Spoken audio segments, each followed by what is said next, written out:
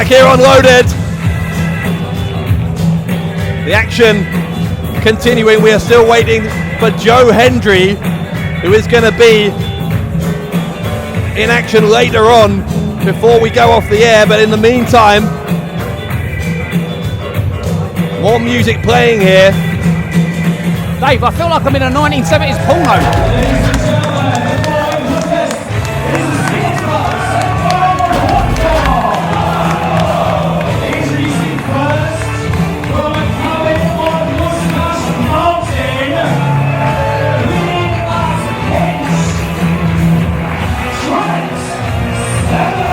Well, Trent Seven's tag team partner, Tyler Bate, picking up an impressive win against Liam Slater earlier tonight. Now we're going to see the other half of those two tag teams. Trent Seven is going to take on Johnny Moss. These two, the two biggest men in their respective teams. We've already seen a hard-hitting clash between Joe Coffey and Big Damo tonight. This one could give it a run for its money. Oh, he's going to do that. What? How's he going to get in that ring without a tag team partner? Oh, he's on a roll. He's on a roll.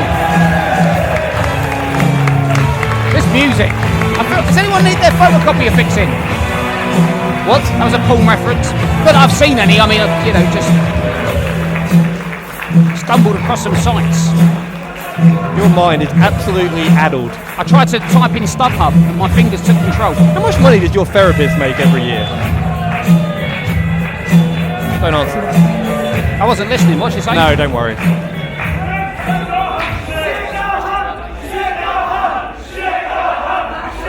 Trent Seven gaining popularity, as has his tag team partner been.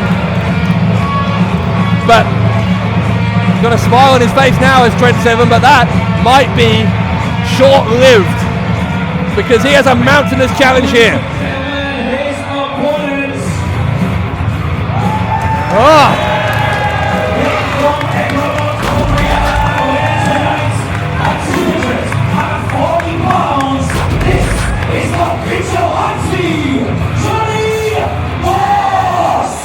Feels like the heat in here just went up a couple of degrees just from the intensity ebbing from Johnny Moss.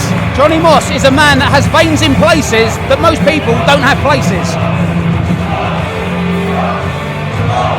So you talk about Mustache Mountain. As I said, Johnny Moss is a man mountain, and Trent Seven has his work cut out if he wants a clean sweep over this tag team of Slater and Moss to complement the victory that Tyler Bate got over Liam Slater earlier. He is going to have a heck of a time making that happen. Look at the arms and shoulders on Moss. He makes Papa Pump look like Papa Smurf. I wouldn't say that in person to Scott Steiner, but well, I mean, Scott Steiner's not here and Johnny Moss is right in front of me. He's somewhat terrifying. Didn't stop you from mocking him a few weeks ago. I never mocked him. I just pointed out, well, thanks for reminding me, I just pointed out that look that Johnny Moss originally gave Trent Seven. You know, I could tell the story of what happened earlier. You know, you're supposed to shake hands with everyone when you arrive in a building. When Johnny Moss walked in, you ran out the fire exit. I wasn't right. I just had a phone call. It was urgent. You didn't have your phone with you. It was. I could feel vibrating. Well, something was shaking in my pants. I'm sure it was. Anyway, Seven and Moss. Seven going for a handshake. Johnny Moss not impressed by any of this pre-match showboating from Seven. And Johnny Moss has just been pacing up and down the... I mean, he's just like a caged lion. The look of disdain on the face of Moss. Or another big scary animal, like a leopard or a hungry rhino. What? I'm just thinking of big animals that are scary. A bull would have been good. Yeah, well, like too a late. bull in a china shop. I think the moment has passed. Anyway, collar and elbow tie up. And Seven, I think, is probably used to being the stronger of the two men whenever he has a singles match normally, but that is certainly not the case against Moss. So if you're Trent Seven, Alex, how do you adapt your strategy to deal with Johnny Moss? Well, I mean, the other thing, you know, it's like he's used to having a lot of people around him in his tag team with Tyler Bate, and also the fact he comes from a massive family. He's got 6 brothers. What? How do you know that? He's Trent Seven. You're such an idiot. They all got the same name. Also, are his siblings all called Seven as well?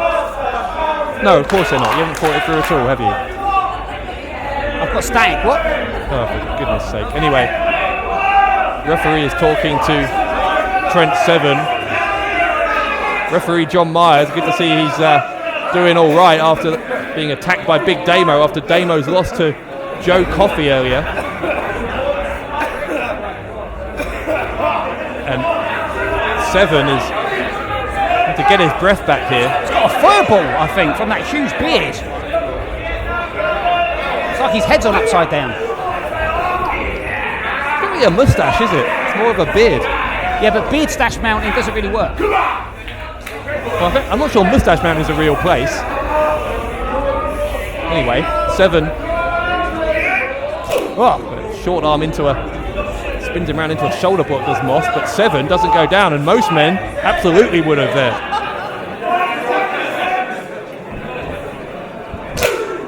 7 goes for a shoulder block, Moss barely even moving. He gets an A for effort and a P for pain. He's challenging Moss to go for a shoulder block of his own. Well, that was surprising. I'd imagine that Trent would have gone flying there. He was counterbalanced by a huge beard. 7 will go for shoulder block, and I think 7 got the worst of that. You've got to give this kid credit. He's got a lot of confidence to challenge Moss to shoulder block him. And he's showing that he has his fair share of strength if he's able to withstand that runaway steam train that is Johnny Moss running at you. I was going to take a run up. It's like the hair Olympics. If that hair was just around your face. Oh, 7 feigning into a chop across the chest of Moss, who remains distinctly unimpressed. Oh, God. Oh, saw the sweat flying off the chest of 7 from that chop. Oh. Well, this is a battle you can't win, Trent. I can't believe Trent 7's calling for this. He may get an A for effort, but he should also get an I for an idiot. I mean, look, what's he doing? 7 is asking for more. And to his credit, as he hits that side suplex, showing absolutely no fear in the face of Moss. Oh, keep it on 7 though, look. Oh! And Moss saw it coming, and the uppercut stopping 7 dead in his tracks. Moss depositing 7 back first on the side of the ring. Trying to go power for power with Johnny Moss is like trying to play rock, paper, scissors with Edward Scissorhands. It's just a dumb move. Rock, paper, scissors, Edward Scissorhands. Some of our fans are laughing at you, by the way, not with you. It was just an observation. 7 go for a chop, and Moss ducked it. He was trying to send 7's hand into that ring post, but and it did. Second time of asking. Well, that was the Rock.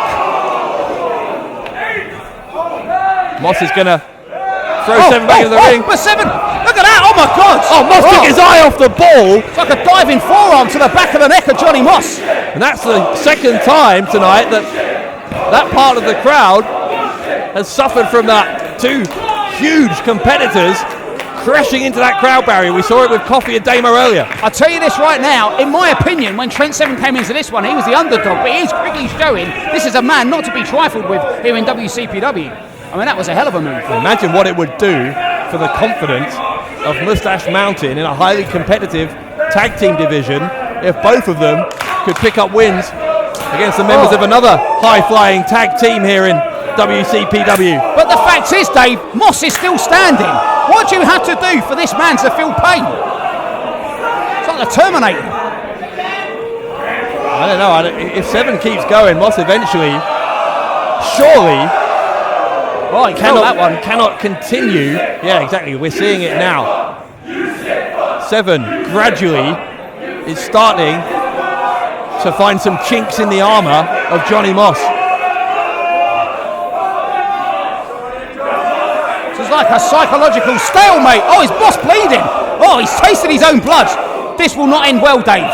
But such has been the strength of those chops from both men.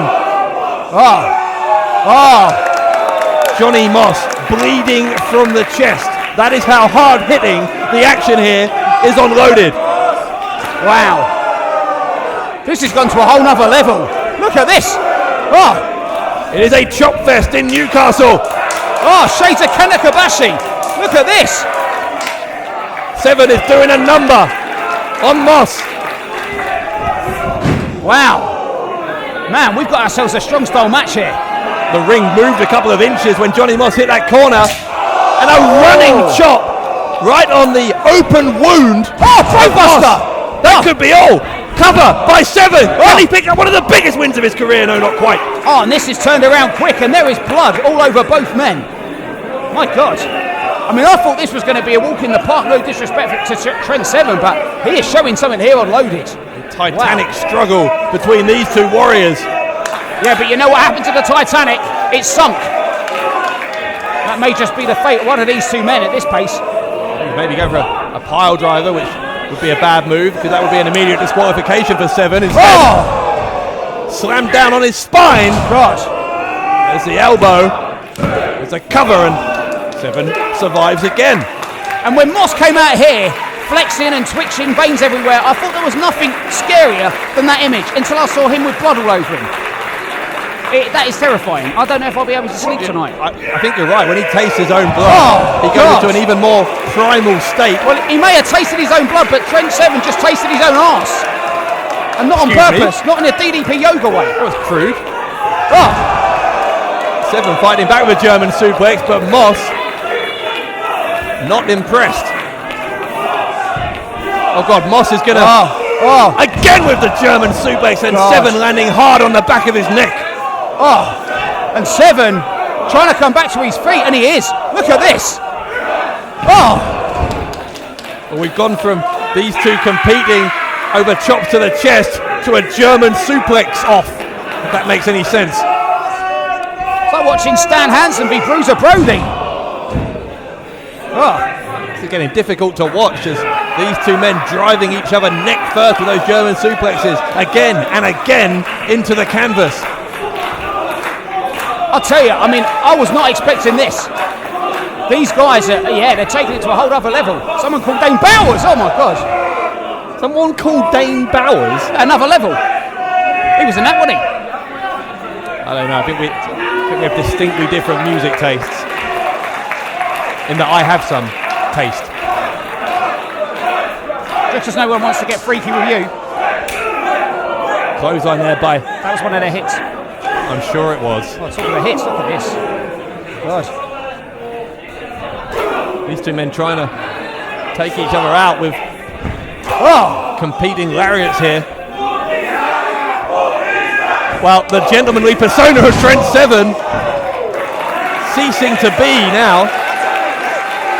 I think I just saw a tooth fly into the air. I wouldn't be surprised. They hit each other so hard. Meanwhile, 7, with the blood of his opponent stained on his arm. 7 looking glassy-eyed. He's staring in this direction, but Moss also is finally looking like he might be almost out of energy here. And when we thought we saw Strong Style when Coffee take on Suzuki, but I mean, this is like, these guys are just going to slap each other's faces off. From chops to German suplexes to just slapping each other around the face. This has gone proper caveman. 7 with the backhand, and Moss blocking the clothesline, headbutting the clothesline. Oh God, look at that from Johnny Moss. Oh, he kicked out at 1. My God, he kicked out at 1. 7 refusing to lose, to borrow the name of our recent pay-per-view. There's a cover again from Moss, and this time, finally, Johnny Moss beats Trent 7. What a contest! Fisherman Buster does it.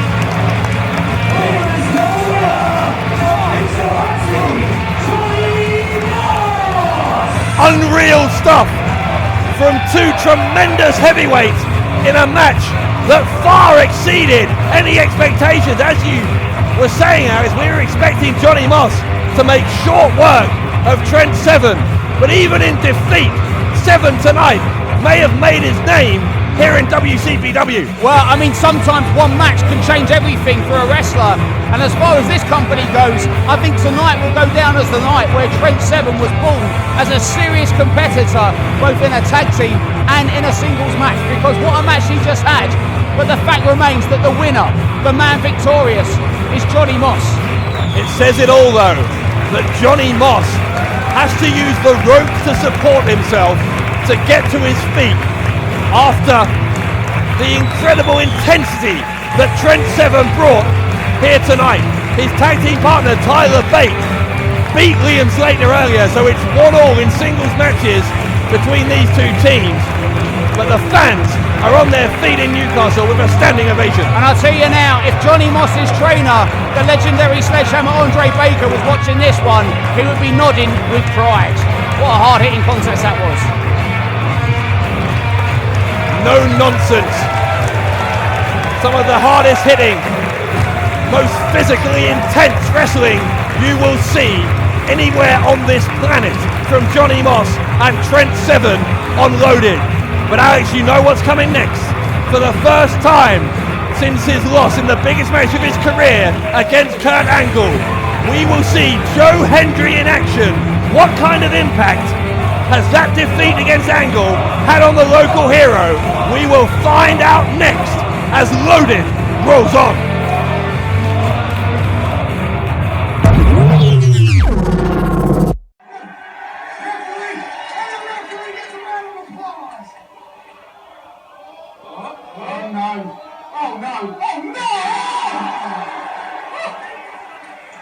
Somebody get the spatula! My God, what a restaurant quality power long. Adam Blompier was a great man. Adam Blompier was a pioneer, a visionary for British professional wrestling. And you got him fired, Rampage. And you need to know that will not stand. You see, Rampage, you need to realise that a handshake with James R. Kennedy is the most dangerous weapon known to man, the most potent, threatening weapon on planet Earth today. And Prospect, we're going to stop at nothing. Nothing. Not only to avenge Adam Blompier, but to destroy you, Rampage. Destroy you. And I've just had a brainwave. A brainwave in my mind. True legacy. We challenge you. I challenge you, Rampage, to an elimination style 4-on-4 match. So you go out and you gather whatever friends you can. You find your friends and you find your balls. And yet it still won't be enough. It still won't be enough. Assemble your crew, because us, we have justice for Blompier in mind. You know what? Hashtag justice for Blompier. I want all the What Culture Pro Wrestling fans to get on their Twitter machines and start getting the word out. Start tweeting that. Hashtag justice for Blompier. You see, Rampage, justice. And that justice, it will come in the form of the most devastating punishment that you can imagine. And that punishment, it's called Team Kennedy. Simon from What Culture here, and I am pumped. Why? Because on the 9th of November, WCPW is headed to England's capital. That's London. I'm going to London. In case you didn't realise, England's capital is London. To take over the Coronet Theatre with a night of wrestling action you will never forget. Literally, it will be submerged in your brain forever. Now, many of you already know that, but firstly, it's always worth repeating, and secondly, that night has just become ridiculously special because it is going to feature the rematch between Martin Kirby and Will Ospreay. If you saw their first encounter back on the 7th edition of Loaded, you know it was one of the best matches in WCPW history, so you do not want to miss the rematch on November the 9th in London. Let's face it too, Kirby took the victory in their original encounter, so now Ospreay is going to bring it all. He's going to bring it all. If you've ever wanted to see Will Ospreay bring it all, you've got to get down to London on November the 9th. And also, Kirby isn't just going to lay down. He's not just going to lay down for Will Ospreay, and he's still mad at Adam Pacitti for what he did to him at WCPW Refused to Lose. So what's going to happen now? It's going to be out of control, and let me tell you something right now. I'm not going to miss it, and you better not miss it either. That's not all though, because you'll also get to see Joseph Connors, El Ligero, which I can say now, Doug Williams, Nixon Newell, and loads more. Tickets are on sale right now, and you can find more information in the link below or go to WC.PW. But again, like I said, you do not want to miss our first show in London, because if you do miss it, you're going to be sad, and nobody wants to be sad, especially me. I don't want you to be sad, I want you to be happy. WCPW, November 9th, London. I will see you there.